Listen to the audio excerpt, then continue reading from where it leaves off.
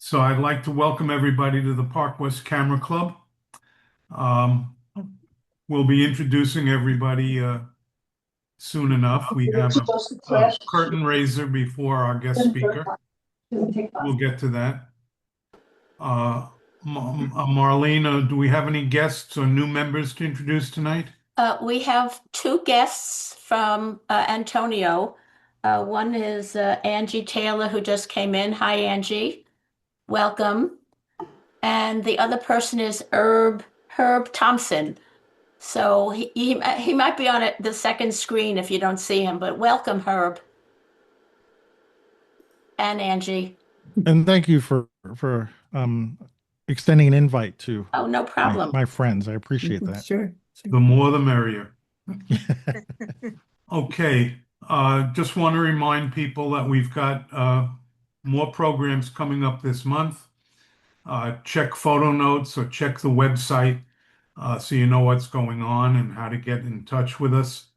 Send your images. And send your images. Next week we have a interpretations program. We sent out 7 images to all the members. They're pretty basic, minimalist type images, and your task is to change them however you want. Combine them, add things. Not much you can take away from them, but any way you want to alter them, and send us your images by next Saturday. And Great stuff. Yeah. okay, we're now ready for our guest speaker for the evening. Marilyn, are you going to do the introduction? Okay. The club was first introduced to Antonio many years ago when Gene Mealy was supposed to do a presentation and something came up, and he introduced me to Antonio, who did do a show of his street photography. Now, that was a long time ago, and since that time, I know there have been many changes in his life, and Christine Doyle discovered him on her own, and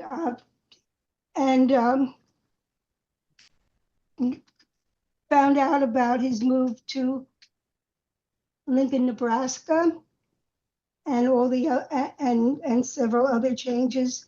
And I think that Antonio would like to really tell about all these things in his own words. So, Antonio, and thank you very much, Christine, for doing this, because I'm really waiting to see this presentation. Sure thing, Marilyn. Yeah. Antonio, right. we're all looking forward to it. So take it away. Thank you. Oh, it's for Thank me? you. Yeah, oh, okay, thank you. Well, anyway, good evening, Park West Camera Club. I don't remember when I last joined you, so forgive me if I know it's been a while, though. It was a long time. It was a long time ago. Yeah, I thought so. I really appreciate the invite tonight. I haven't done a presentation on Zoom in a while since I've moved here, so forgive me if I get a little rusty, but I think it'll be fine. Can I share my screen? If I hit share, will I be able to show my slides? Yep. The 4th epic. You see that? Great. That's what I want to see. I just need to move a couple of things here. Get that out of the way. And get my notes up here. Although I'm not going to really be reading notes. I'm going to be sort of riffing off of stuff. But I do want to share. I think maybe the last time I came on, I was showing you my photography, and I don't remember talking too much about myself in regards to that. But I think this time, which is very strange for me to talk about myself. I don't like doing it, but I think part of this, my photography that I want to share with you, requires some backstory a little bit, and I hope you will not mind it. But I think it's kind of important. I have this title, The Fourth Epoch. Excuse me, it's a weird word to pronounce. I wrote an article about this, basically thinking about different sort of chunks of my life. And moving, I've lived in New York all my life. And now I'm out, literally in the middle of the country. Never thought I would be here. And I do consider this move and what's going on with me now is another period. I don't like to say chapters. To me, it's not another chapter because chapters seem like smaller things. To me, it's a new chunk of time. So let me go into a little bit of why I call it the fourth epoch, because and I'll just go through these slides. I'll get to show you some of me when I was from a while back. But I think of I think of the epics for me. It was like, being a student learning photography, and that was one chunk of time when up until the time I graduated. This is a picture of me at the High School of Art and Design in New York City. So this was probably ninth grade for me. Yeah. Yeah. And anybody else go to that school, be great to hear from you.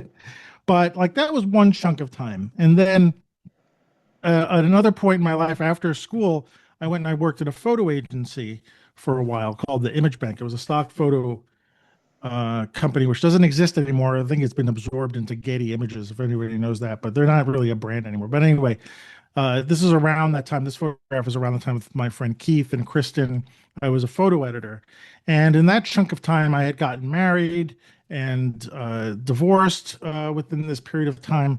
And that was a pretty significant time period for me. In fact, I consider that divorce being sort of a really significant part of my life that really changed how I thought of who I am and what I'm doing. In fact, I remember being very experimental with my photography during my divorce because I didn't really care about it. Like, I didn't really care if anybody said, "Oh, your photography's terrible." Like, well, I just went through the worst thing in the world in my life. And so what could you tell me about my photography? It's not going to affect anything. The next chunk of time was when I had a photo studio and I was on my own being a photographer. And this is sort of the big chunk of my life from my 30s until a couple of years ago, where, commercial photography was something. I had a studio. Eventually, commercial photography stopped, and I started going into videography and teaching and stuff like that. And that's I sort of consider that the third epoch of my life, and it's the biggest chunk of time, I think. If a bit of my story is, I've been a photographer and a teacher, and in order to make money in New York, I was working at a nonprofit called BRIC, BRIC. They have an arts organization, and I was doing a lot of video work there. And then I got to teach there, which was really fun. It was a really great experience, and I'm grateful for the people there that gave me that opportunity to teach, because if I didn't do it there, I wouldn't have been able to. And I love teaching. I didn't know I would, but now that I did it, I love it a lot. And, during the pandemic, we stopped doing a lot of teaching and stuff. We were doing things on Zoom and stuff like that. But at that time period, my second wife, Elizabeth, she got diagnosed with ovarian cancer just as we got into lockdown in March 2020. And she died 2 years later in 2022. This is one of the more precious pictures I have of her. It's an actual Polaroid picture, which to me is, because it's an artifact, right? It was taken on that day. There's only one exists, but that's her in the picture. And then that felt like the end, like these two pictures sort of bookend that time period, that third epoch for me. After she died, took me a couple of years. I wouldn't say to recover. I'm not recovered. I don't recover from grief, but for about a year, certainly for a year, I was a zombie.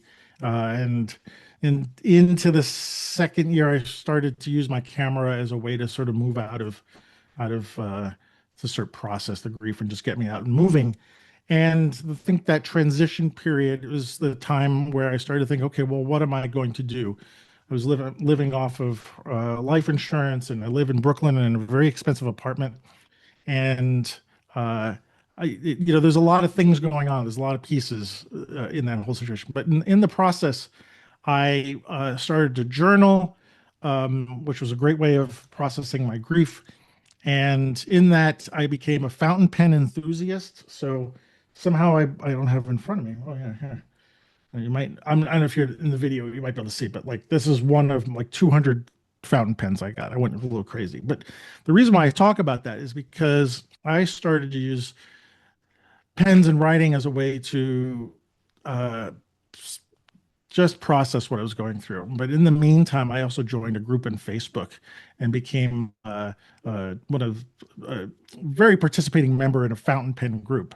In that group, I met somebody who asked me if I wanted to become a pen pal, and her name is Angie. She's in the group here with us tonight, and we started to do a relationship the old-fashioned way, I would say, by writing letters to each other back and forth a lot. And we built up, it's a very interesting way to build a relationship these days because so many people are not doing it that way. And to actually write a letter to somebody is a way to get to know them in a different way.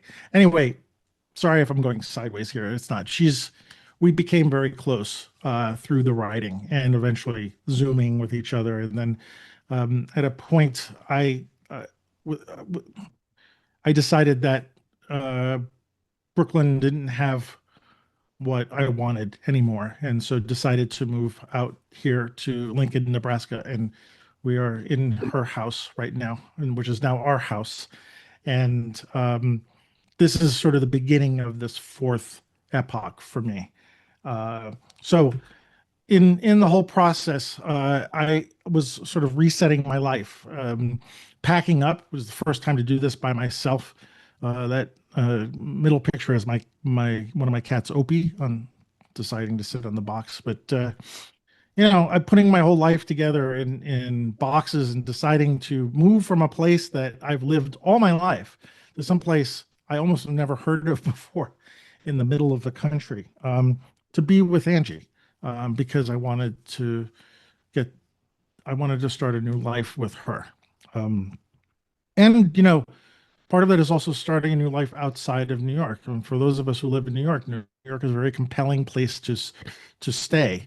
And I think I was getting some message from, I get a lot of messages from my wife, my late wife, Elizabeth, who sort of helps steer me in certain directions. And I think she helped put Angie and I together and sort of gave me a choice. Like, here's this person who you're loving, but I'm gonna make sure you meet her, and she's in the middle of the country, so you're gonna have to make a decision to either stay or go. And so I made that decision, but I was certainly guided by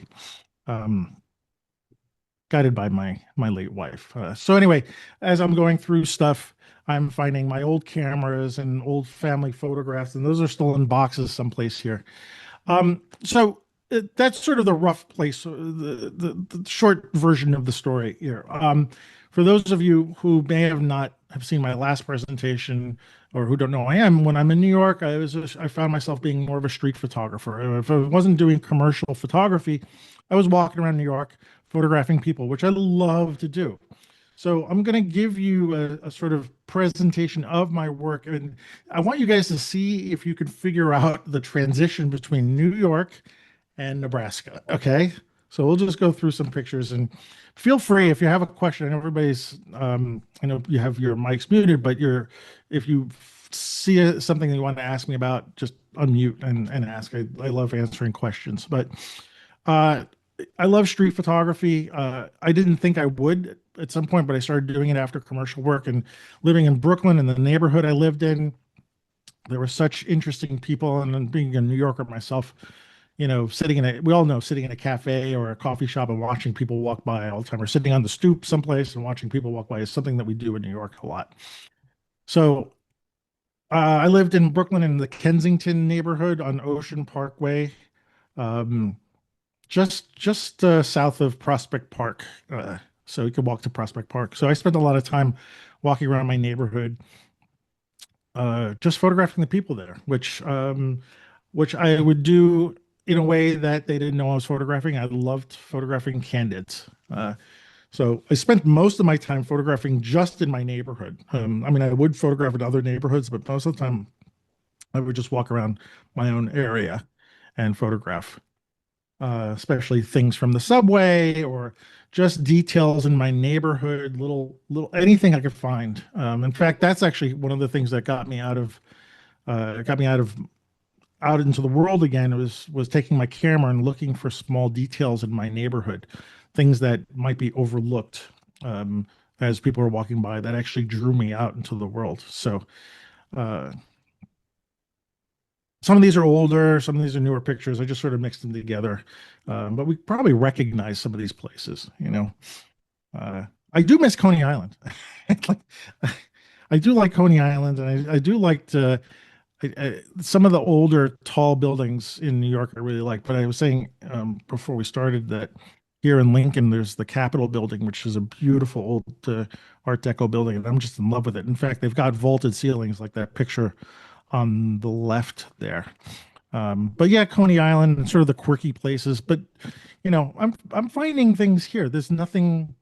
It's different, but it's less different than I thought it would be. And especially being a native New Yorker, I'm used to New York streets and the hustle and bustle. And I really hate that phrase, but like there is a lot of movement in New York City, and there's a lot of stuff happening here and there. And here it really is a different change of pace. I mean, I'm living in one of the I think this is the second largest city in Nebraska, Omaha being the one with the most population, and I think we're under 400,000 here in Lincoln, right? Which is how many people I saw out the window from my apartment in Brooklyn. You know what I mean? So it's a lot different here. But I do have some notes. I want to make sure I'm covering everything here. So actually, part of this change in epoch also happens to coincide with my age. I mean, I turned 60 in 2024. So previous to that was my 30th birthday when I got divorced and stuff like that. So that this seems like there's these chunks of time that are going on around my birthday times. So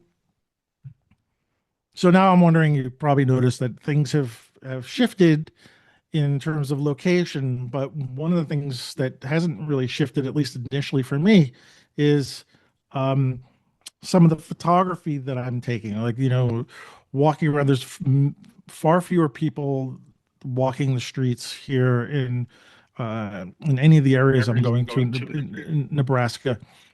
But occasionally there will be events or things that are happening where I'm bringing my camera and sort of continuing that style if I can. And it's not necessarily as easy, but there are things I look for and I really try to observe in the way that I did when I was in New York City. Let's see. So I am copying some of my style. I am bringing some of the, that's why I say the same eye, but new place. Like I'm still looking for the same thing sometimes. I'm not always successful though, because there is a big difference in cultures here, in architecture, but I'm finding the transition here, and I'm also trying to figure out what I want to do as a photographer here. Right now I'm sort of all over the place. I mean, I really focusing on street photography is not easy, but old architecture is there's a lot of it here, and I'm actually finding that a lot of fun. Sometimes there are foggy nights in the city. One thing about Lincoln that's so different than New York is that it's such a relatively empty city, even on a weekday. And so there are these modern buildings there, but there's very few people walking around in the street. But for instance, one of my projects in New York was looking for dilapidated old chairs that people put on the street to throw out. And I've been finding those here. And so I've been sort of carrying that project around too. It's funny, most of the chairs here tend to be recliners, I've noticed. So when I see one that pops up in the street, I always pull the car over and see if I can grab a shot of it. Trying to see things that I haven't seen in New York, the floaty, wavy guys that you would see in front of a car dealership, these little plasticky, nylon things. The picture on the right is the inside of the it's the inside of the Capitol building. No, it's a really nice. But again, I'm trying to bring some of my viewpoints here. But you can see I'm sort of all over the place, right? I mean, I don't know if I have a single style of photography, but I am finding enough to photograph here. It's funny because one would think that you're in New York and there's a zillion things to photograph, and I really got bored in some way with what I was doing in New York City. And there's a bit of that coming to a new place and seeing new things really sort of sparks the imagination a bit. But there is a lot to photograph here, and I'm finding new challenges all the time, and also coming up with some new ideas, which I think I could not necessarily do in the city. For instance, I can't remember the date of it, but we had a very good. Why am I spacing out? The Northern Lights. And so Angie and I she took me to some very dark place just outside of the city, and I was able to set up a camera on my car and we used our iPhones to light up the tree, right? And so we got and then we got these great pictures but there's no, there's very few times, if any at all, in New York City where you can catch the Northern Lights. So I just find my photography just moving around in different directions, which is kind of, I don't know, it's like kind of a freedom that I haven't had in a long time. It almost feels like I'm in school again in some way. I recall in school, you sort of had this sort of open palette that you could work with and figure out what you wanted to do. And so this almost feels like, a revisiting to school for me. So let's see. Sorry, I'm moving windows here. So I'll just let me just be quiet for a minute. For your street photography, what kind of equipment are you using? Like what kind of a camera and a lens, or what do you So use? yeah, most of the time I'm a Fuji. What do I call it? A Fuji holic. I'm a Fuji addict. I've only been shooting Fuji for the past 10 or 12 years now. And I used to be a Nikon guy, but Fuji cameras just have that. There's a filmic kind of quality to both the cameras and the pictures that come out of it. They're smaller. They speak my language in a way I can't say exactly how. And there's the film simulations. There's just the way the lenses work. I have a multitude of lenses. I don't just use one camera. If I were to say one camera I use the most when I'm out is a Fuji X100 series. Have had 3 of them. So it's either the X100T or the F or the VI. One of those 3, because it's like a great all-around camera. But for instance, these pictures were taken with the Fuji half camera, the little half frame camera that photographs vertically. It's a nice little, it's kind of a expensive toy. I wouldn't really recommend it to anybody, but I love Fuji, so I bought one. But I will use manual lenses sometimes. Street photography is a little tricky for manual lenses, obviously, because things are happening. But sometimes I do the hyperfocal focusing so that I'll know within a range something's going to be sharp, and often I'm getting things that I'm missing things. And this happened in New York as well. I mean, I'm sometimes I kind of hoped for the best, and sometimes I miss. I mean, that's just the way things are. But often I'm photographing JPEG and RAW. In fact, I only shoot JPEG and RAW, but the RAW pictures end up being backup photographs. I like the JPEGs that come out right out of the camera, and plus I'm really kind of sick and tired of sitting in front of Photoshop or Lightroom on my computer and processing. I do all my processing on my phone now, and that's easier because it's not a big commitment, and I can be sitting someplace. I don't like sitting in front of the computer anymore. I've been doing this for a long time, and I'm kind of like, I don't like it anymore. So anything I can do on my phone, I use Lightroom on my phone, and it's great. It's one of the best processing programs. But I love being able to transfer the pictures to my phone when I'm in a coffee shop or in a car, someplace, and I can see them right away. So yeah. So sorry, that's a long-winded answer. Are you doing a little bit of a slight wide angle, it looks like, or like 35? Well, in this picture, this is actually the Fuji half frame camera allows you to do diptych pictures. Like you can take 2 next to each other, and it actually displays them. And the camera naturally photographs in vertical. So when you're holding the camera horizontal, it shoots in vertical. But it's a 28 millimeter. I think it's a 28 millimeter equivalent lens. I tend to shoot. I love very wide angle street photography. So if I'm shooting with the equivalent of a 20 millimeter lens or a 24 millimeter lens, I'm like a pig in mud. I love that lens. So the trick with the X1, sorry. Oh, the trick with the X100 is it's a 35 millimeter equivalent lens, so it's not incredibly wide, but it's wide enough for me. But often when I'm doing some of my street shooting, especially here, when I go to a county fair or something like that, I'm using, and I'll show you, you'll see some pictures from that coming up.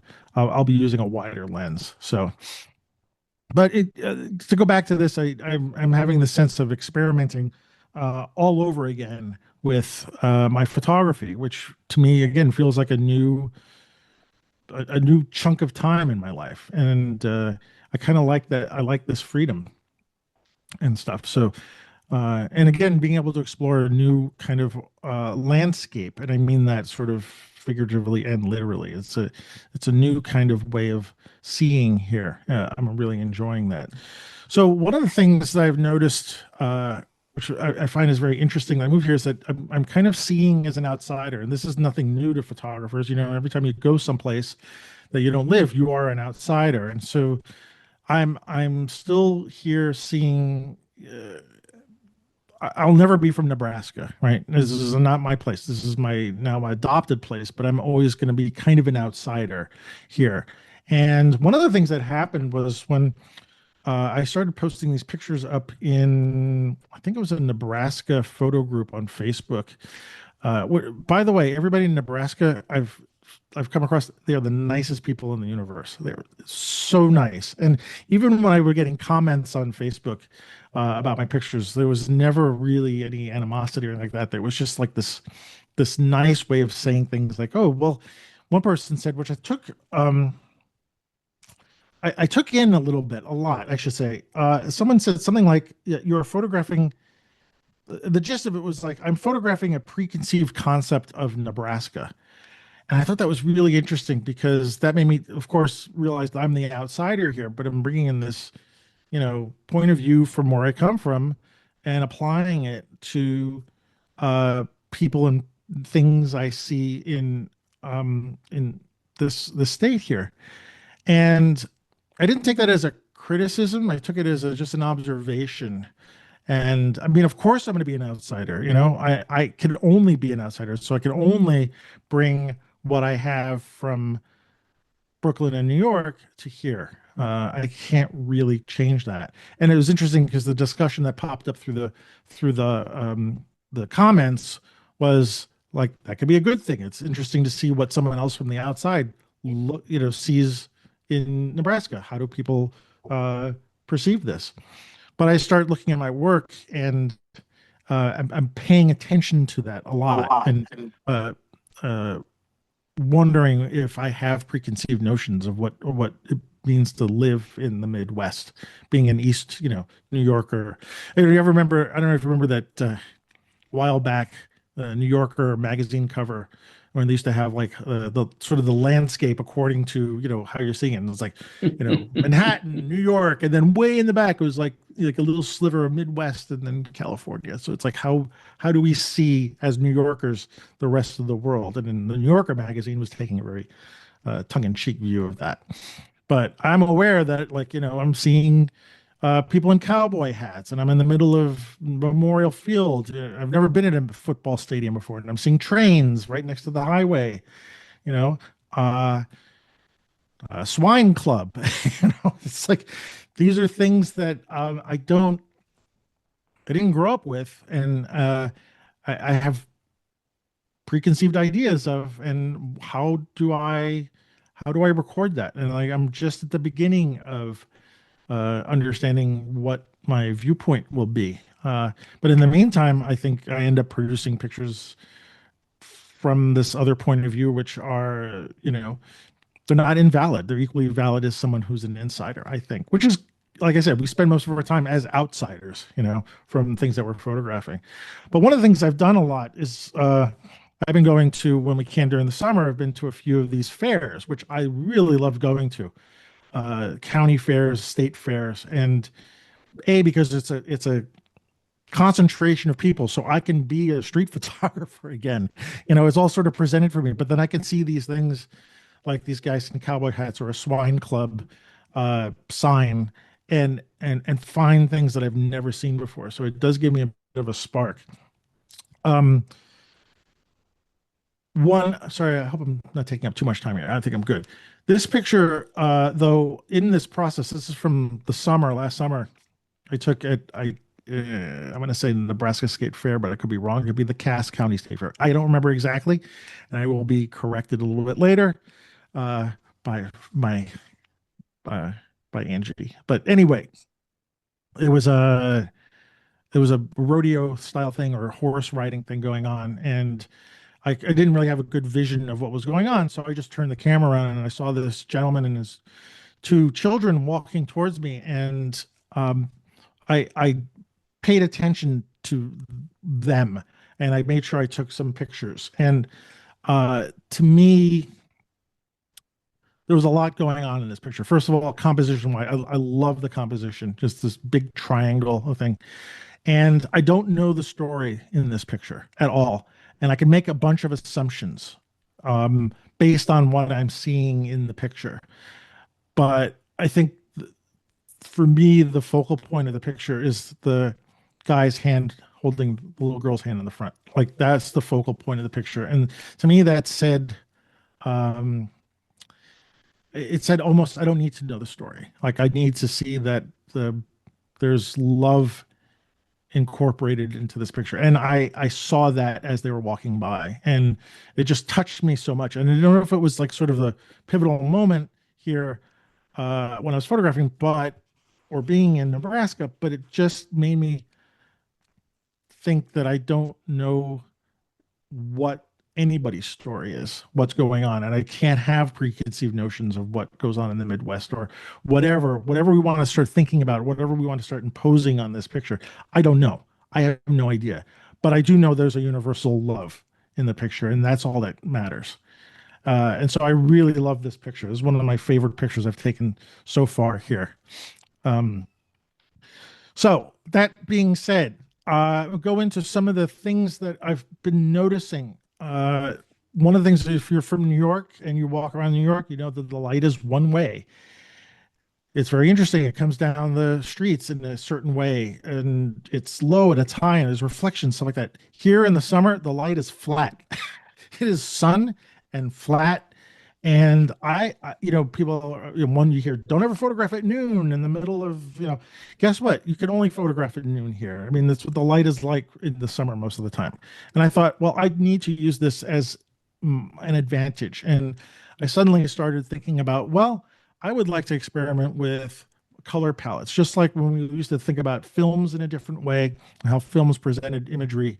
I started to process my pictures a bit off color a little bit, or maybe a little bit more washed out than reality, because photography to me is not reality. So I can do whatever the heck I want when I'm taking a picture. So nobody can tell me, well, that's not the way the sky looks. Well, it looks like that to me now. That's what I'm going to do.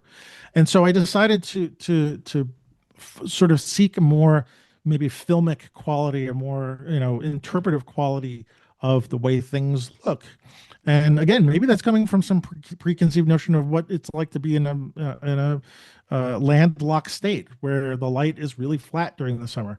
But I've started to find that most of my street photography tend to be black and white, and I'm here trying to experiment and see what kind of color I can get from my switch over. So I'm starting to maybe do, again, more experiments with color and light, and these change everything for me. This changes how I feel about where I am, and it just opens up a whole new world. And again, I did say that I don't like processing on my computer. I do take my pictures and I process on my phone. Fujifilm cameras will give you film simulations, and I love taking those film simulations and adding more film simulations for them on my phone, and sort of Frankensteining these things together to get the color quality they like. But I'm really not after making cool colors. I'm really after trying to get how I feel about the subject through the colors. And so anytime I get an opportunity to photograph something in color, whether it's on my phone, my Fuji camera, or whatever, I will take that opportunity. And they're doing a lot more of it here than I was doing in New York. And I do think the colors here are, and the light here is really compelling, even if it is sometimes flat in the middle of the day. I find that, I can work with that. I really like that. In fact, I can't wait until summer comes up. And yes, it is very hot here. and but that light quality, that midday light quality, I think it fits here, and I think I will work with it. So now I'm just going to go through some my images without saying anything. I just want you guys to sort of take it in, and I will shut up again. And these are all images since I moved here in June. Sorry, I am talking. I moved here in June of 2025. So I haven't even been here a full year.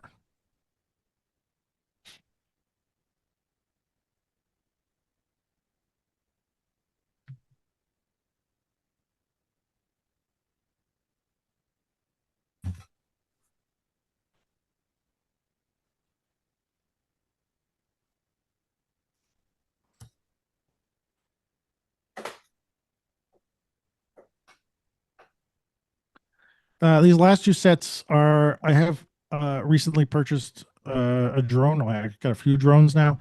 And of course, in New York City, I could not really use a drone, but I'm now experimenting with aerial photography, which is, I think I'm going to have a lot of fun with this. Again, I'm photographing now in the winter, so the landscape is kind of one color, but I'm really enjoying seeing a different point of view, which is sort of a metaphor for me being here in the first place. Uh, you know, sending a drone straight up and shooting straight down, or looking at the landscape in a way that I can't physically do myself. I also recently purchased what is called a smart telescope, and the skies do get dark enough here where I can actually, have some fun with astrophotography. So I'm giving my hand at that. The picture on the left is the Orion Nebula, and I forgot what the one is on the right. But I that's one of my first pictures on the left with my telescope, and I was like, okay, I can get into this. So there are these opportunities I have here that I could not really take advantage of in New York City. And finally, my epilogue here, and this is my cat Opie, who you might be hearing in the background because my office is where he eats.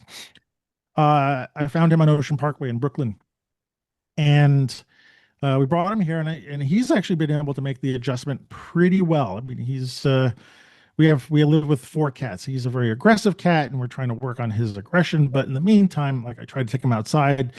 The picture on the left is him. This is the first picture of him ever seeing a tree. He's never been able to see a tree because he lived in a 12th floor apartment, so he doesn't know what a tree is.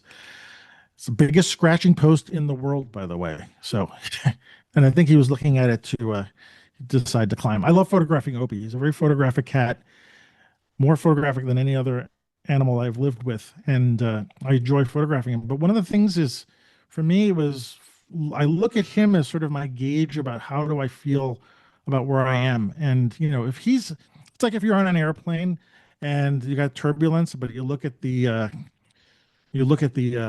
flight attendants, and if they're just handing out drinks, to be calm because they're fine.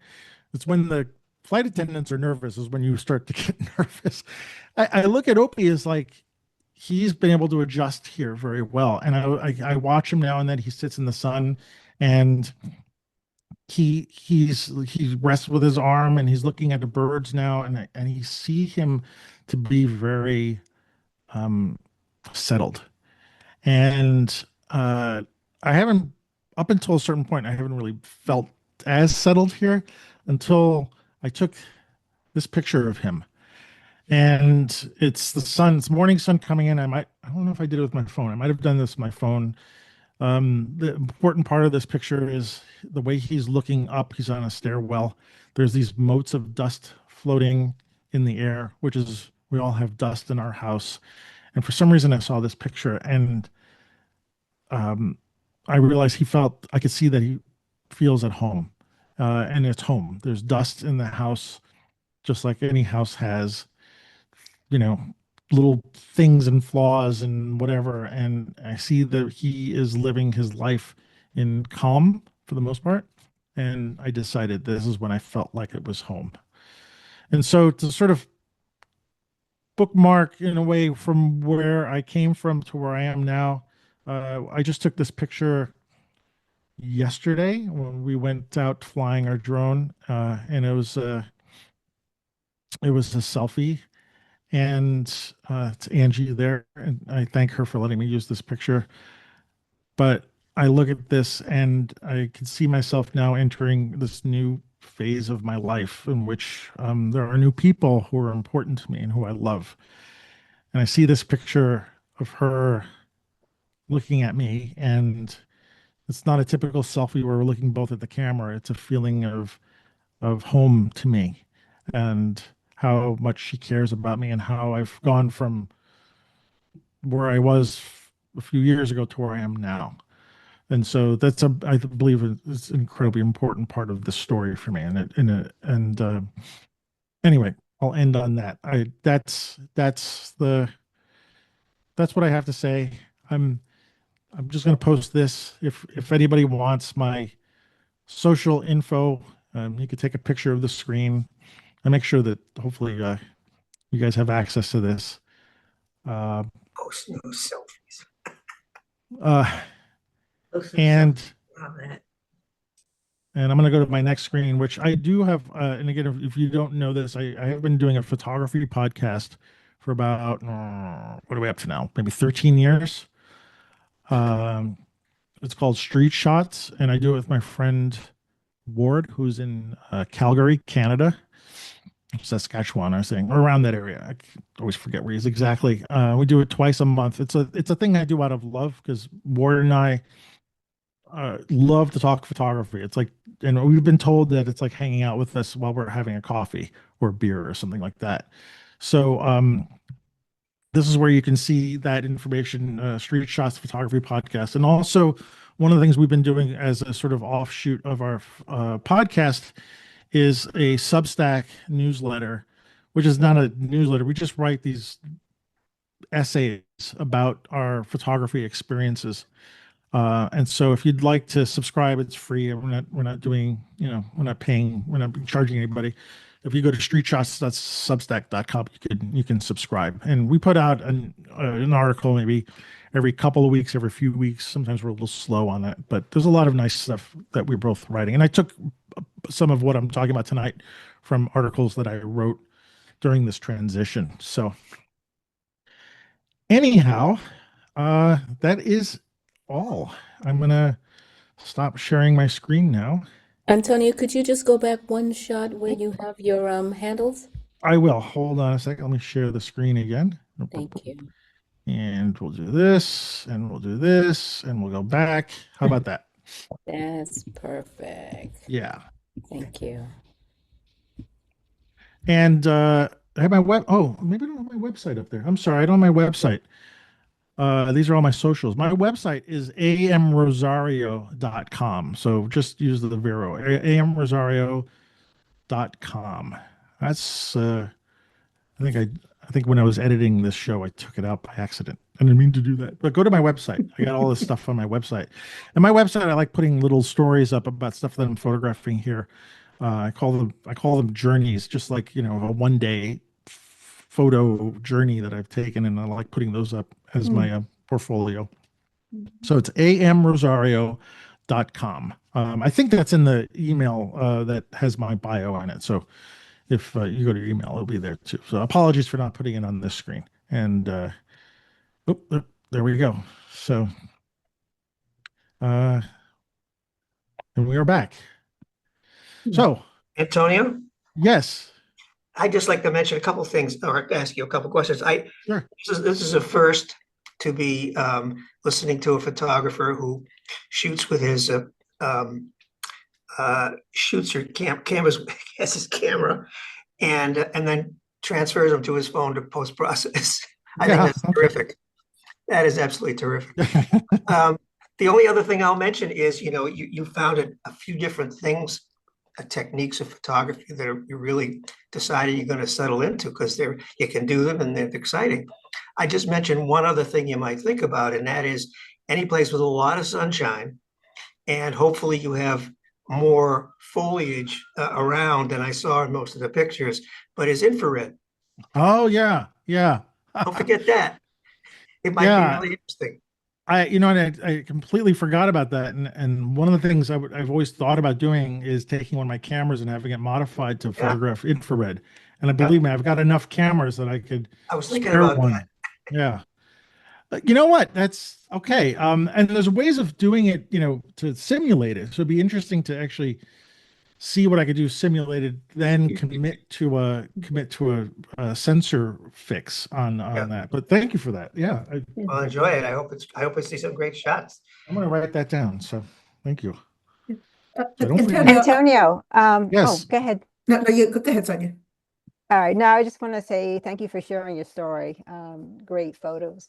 How did you find the transition with the people? I mean, I know New York City is a hard place to do street photography. Did you find a difference with the people and be receptive to being photographed in Nebraska versus New York? So good question. I still do the same style of photography where I'm not letting people know that I'm taking their picture because I like candids.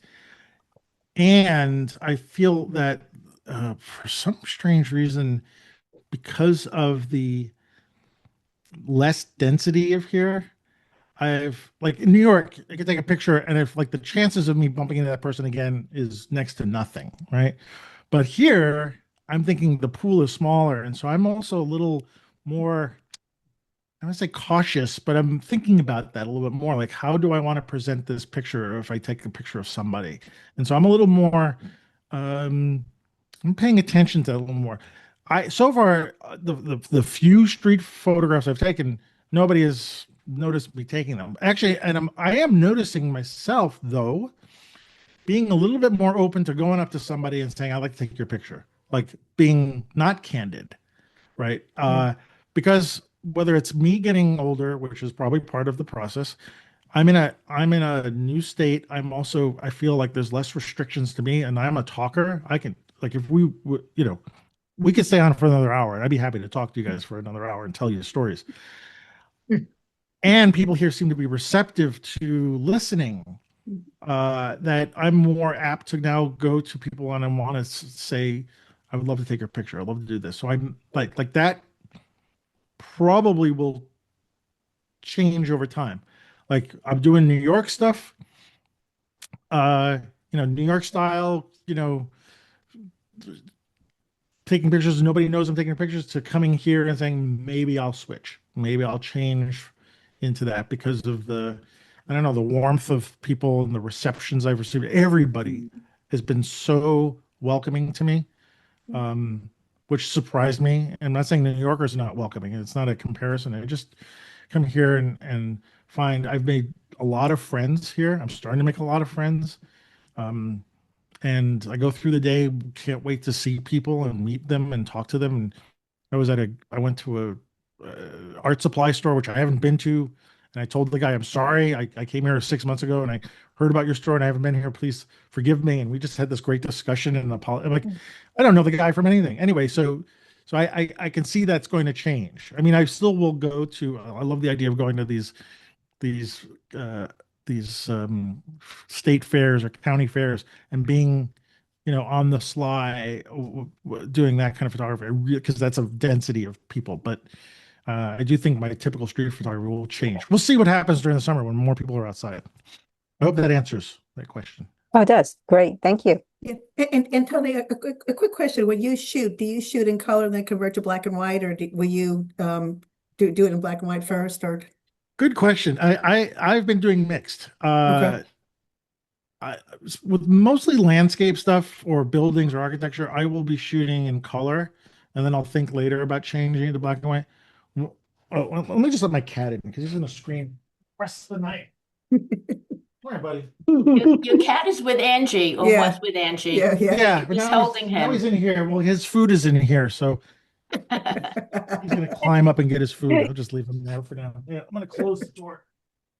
But when I was doing the county fair stuff, I was photographing in black and white. Okay. It was really nice to see the preview in black and white. I love when the camera shows me black and white because it I know some people are able to see in black and white when they're photographing with film. I can't. I've never been able to see black and white.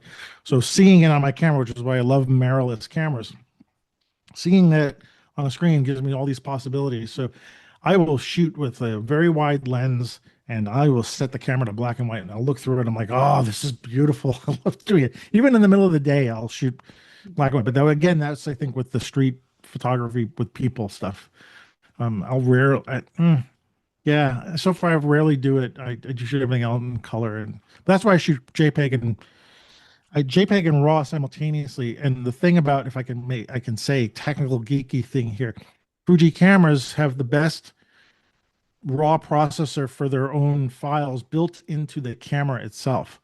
So I can actually sit there if I'm having, at a county fair or something like that, I could sit at I'm having lunch.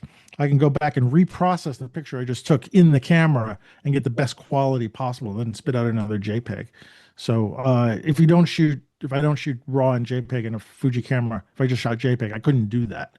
So I always shoot the RAW and JPEG. That gives me a lot more latitude for switching up. But like I said before, I'll then send it to my phone and then tweak it some more. And so I get this sort of Frankenstein-y kind of processing on that. So hope that answers that question. Oh, it sure does. It sure does. Thanks.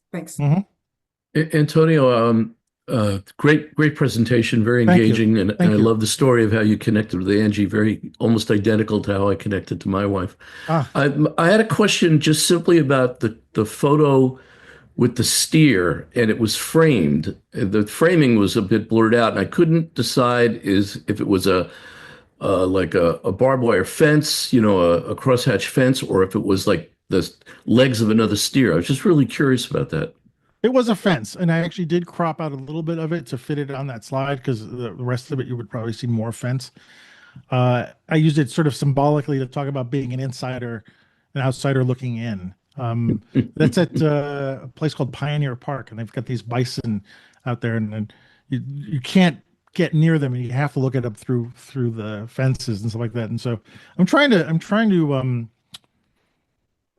in terms of loosening up my photography, I'm trying more things like shooting through things and letting things obscure a part of the frame or putting things on the edges of the frame.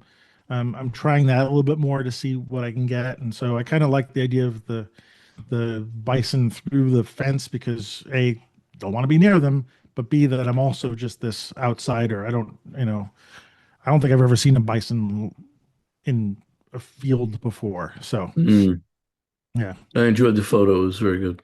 Thank you. Thank you so much. Appreciate that. Any other questions folks? Anybody? So I'd like to put out last thing is that if you guys want to, I'd be very happy if you put my email address out there. If you want to reach out to me through my website, I love chatting with anybody in photography, and please feel free to. I'm all the way out here. If you want to learn about Nebraska, I'm beginning to learn the history here, so I'm really happy to share stuff. But I'm very appreciative that you guys had me on your meeting tonight, and any other time, I'm happy to join in. So, and thank you for letting my guests come and share the experience. Thank you. Thanks so much. Thanks for that, Antonio. Great. Thank you. Thank you so much. Come back again sometime. I will. I'm not going anywhere. I'm right here. Okay. Thank you. All right. Thanks. I'm gonna disconnect if there's no other questions.